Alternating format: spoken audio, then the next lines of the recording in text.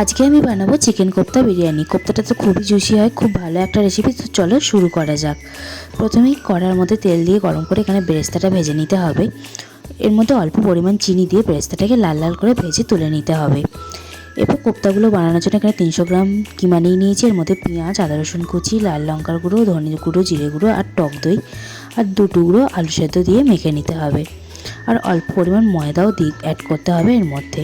এবার ভালো করে মেখে নিয়ে এগুলোকে বলের আকার দিতে হবে হাতে করে।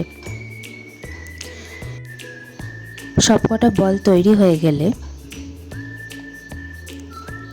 কড়ার মধ্যে তেল গরম করে ছাঁকা তেলে এগুলোকে ভেজে নিতে হবে। ওলট পালট করে ভাজতে হবে যাতে ভেতরে কাঁচা না থাকে, পুরোটা ভাজা হয়ে যায়। আমি এখানে লাল লাল করে সমস্তগুলো ভেজে নিয়েছি। এরপর আবার কড়ার মধ্যে তেল দিয়ে আদা রসুন টমেটোর একটা পেস্ট বানিয়ে এর মধ্যে ধনে গুঁড়ো, জিরে গুঁড়ো, লাল লঙ্কার গুঁড়ো, কাশ্মীরি লাল লঙ্কার গুঁড়ো সমস্ত কিছু দিয়ে পরিমাণ মতো জল দিয়ে এটাকে ফুটতে দিতে হবে। এর মধ্যে টক দইও অ্যাড করেছি আমি। ফুটে গেলে এর মধ্যে সেদ্ধ করা আলুগুলোকে দিয়ে দিতে হবে যাতে আলুর মধ্যে একটু হলেও ঢুকে যায়। এরপর আমরা যেমন চিকেন ফেলি এর মধ্যে কোফতা কারিগুলোকে ফেলে দিতে হবে। ব্যাস তাহলে রেডি। এবার লেয়ারিংয়ের পালা। আমি সমস্ত কিছু লেয়ার করে ওপর থেকে গোলাপ জল, কেওড়া জল, ঘি, আতর, মশলা সমস্ত কিছু দিয়ে 10 মিনিট দমে দিয়েছিলাম। ব্যাস তাহলে রেডি আমাদের চিকেন কোফতা বিরিয়ানি।